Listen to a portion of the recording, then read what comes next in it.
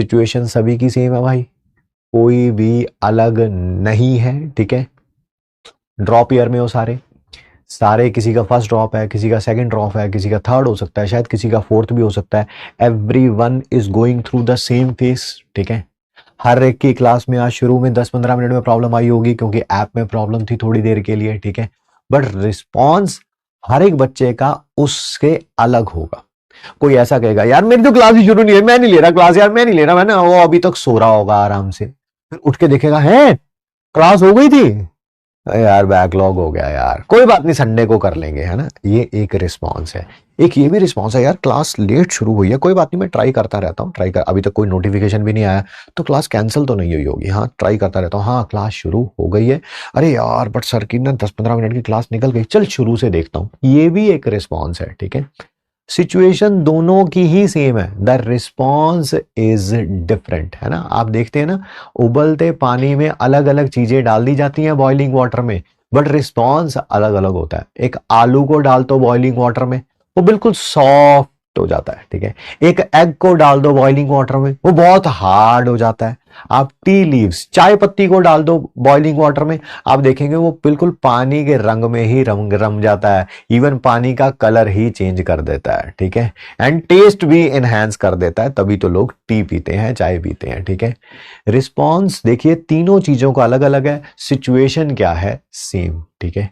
तो आज अगर 10 मिनट मुश्किल हुई होगी क्लास की शुरू में क्योंकि टेक्निकल एरर था, तो रिस्पॉन्स अलग आज। अच्छा ये कि टेक्निकल एरर आपके साथ ही मैं क्यों बताऊं, आज मेरे साथ भी हुआ सुबह, वो भी घर पे।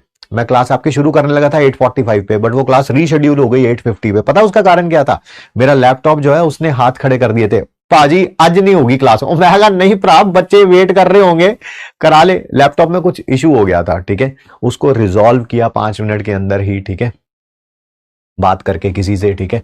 और फिर उसके बाद आपकी क्लास 5 मिनट रीशेड्यूल कराई। तो सबके साथ होता है ना। मैं भी ऐसा कह सकता था लैपटॉप में इशू हो गया भाई, फोन कर देता टीम को, भैया मैं नहीं, मुझे नहीं पता यार ये लैपटॉप में इशू हो गया, मैं नहीं ले रहा क्लास आज, ठीक है। ये भी ऐसा भी हो सकता था, ठीक है। बट हमें लगता है जब तक बिल्कुल अंत ना हो जाए, कुछ ऐसा ही हो जाए, लाइक किसी दिन क्या हो जाए, मान लो इंटरनेट ही नहीं आ रहा भाई, तो फिर नहीं हो सकती क्लास, फिर उसमें मैं कुछ कर ही नहीं सकता, उसमें रिकॉर्डेड भेजनी पड़ेगी एंड सो ऑन, ठीक है। तो ऐसे सिचुएशन में तो चलो मान सकते हैं कि कुछ हो जाए, ठीक है। बट जब तक आपको लगता है एंड मोमेंट तक फाइट मारनी चाहिए, फाइट आपको भी मारनी चाहिए, ठीक है। Same situation, response is different. हम लाइफ में क्या रिस्पॉन्स देते हैं सिचुएशंस को, लाइफ उसी से डिटरमाइन होती है।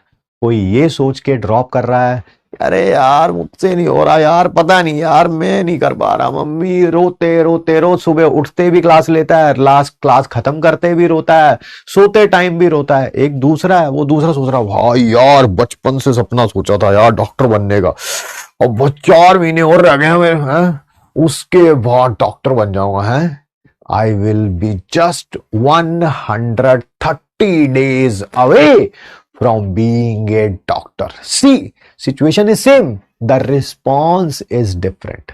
आप किसी भी सिचुएशन में क्या रिस्पॉन्स देते हैं, लाइफ उसी से डिटरमाइन होती है। सबके साथ मुश्किलें हैं, सबके साथ, कैमरे के उस साइड, कैमरे के इस side, everyone is going through a very difficult time. It's all about responses we give to the situation. Situation सबकी मुश्किल है, ठीक है। मैं कहूँ आपकी सुधरी हुई है, मेरी खराब है, या मेरी सुधरी हुई है आपकी खराब है, कुछ ऐसा नहीं है, कुछ ऐसा नहीं है। तो आपके पास तो अपनी डेस्टिनी को चेंज करने का क्या बोलते हैं अवसर है।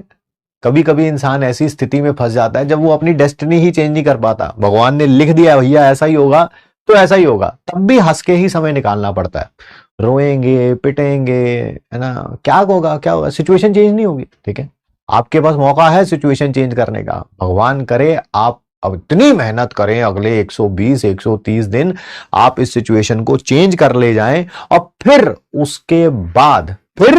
उसके बाद आपको ऐसा लगे एग्जाम से निकलने के बाद, oh man the last 130 days I have spent in a living hello. बिल्कुल जो मेरी बॉडी में लास्ट ड्रॉप तक जो था मेहनत का, खून का, वो मैंने लगा दिया यार इस एग्जाम के लिए। मैं इस रिग्रेट के साथ तो बाहर नहीं निकलूंगा कम से कम एग्जाम के बाद कि यार मैं थोड़ा सा और एफर्ट कर लेता, मैं किसी से बातें ना कर रहा होता, मैं चैट ना कर रहा होता, मैं किसी लड़की लड़के के चक्कर में ना फंसा होता, मैं थोड़ा और कॉन्सेंट्रेट कर लेता, मैं थोड़ा और प्रैक्टिस कर लेता, मैं थोड़े और टेस्ट दे देता, ठीक है। ऐसा कुछ नहीं बोलना बस। जब आप ऐसा नहीं बोलेंगे, मैं आपको एश्योरेंस देता हूं आपका सिलेक्शन होगा इस साल, ठीक है। इसी वादे के साथ कि आप जो है मेहनत करेंगे, जबरदस्त मेहनत करेंगे, लास्ट 130 डेज अपने स्टडी टेबल पे चिपका लो, रोज एक एक दिन स्ट्राइक करते रहो, ठीक है।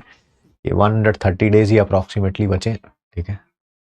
Let's make it happen, let's make a history, let's be the first doctor in your family. वो बनो अपनी फैमिली में जो अगली कई जनरेशन्स को में पॉजिटिव चेंज लेके आएगा। घर में पापा दादा उसके पिताश्री ने भी क्या किया छोड़ो यार, उन्होंने जो किया अच्छा किया, बहुत अच्छा किया, जो आपके लिए बेस्ट कर सकते थे किया। तुम अपने बच्चों के बारे में सोचो, तुम उनके लिए क्या कर सकते हो, ठीक है। पिछली जनरेशन को कोसना छोड़ो, तुम सोचो आज से 10 साल बाद जब बच्चे होंगे तब क्या कहेंगे, अरे पिताश्री क्या अभी भी झोपड़पट्टी में रह रहे हो क्या? हाँ बेटा दादाजी रहते थे ऐसे में। अरे तो दादाजी रहते थे ना, आपके पास तो मौका था ना। मैंने तो ये भी सुना पीडब्ल्यू में किसी ड्रॉपर बैच में थे, उसकी रिजल्ट सेलिब्रेशन भी देखी है मैंने, आप तो नहीं दिखे उसमें। तब क्या जवाब दोगे? मैं इंस्टाग्राम में किसी लड़की से आईडी मांग रहा था क्लास में, व्हाट्सएप नंबर मांग रहा था, किसी लड़की के चक्कर में फंस गया था या किसी लड़के के चक्कर में फंस गया था। माँ बाप कहते थे पढ़ ले, पर मैं बस किताब खोल के रखता था, ध्यान कहीं और ही होता था मेरा। क्या बोलोगे? आपकी पिछली जनरेशन के पास तो रीजन था, आपसे पिछली, मेरी भी पिछली जनरेशन के पास, मेरे पास भी है रीजन कि भैया मैं कोचिंग नहीं ले सकता था, मेरे पास पैसे ही नहीं थे, ठीक है। आपके पास क्या है? आपके पास तो वो भी नहीं है, आपके पास बस यही है, जवाब देना पड़ेगा अगली जनरेशन को। अपने माँ बाप से जवाब मांगते हो ना हमारे लिए क्या किया, अगली जनरेशन तुमसे भी मांगेगी जवाब, तुमने क्या किया ये बताओ।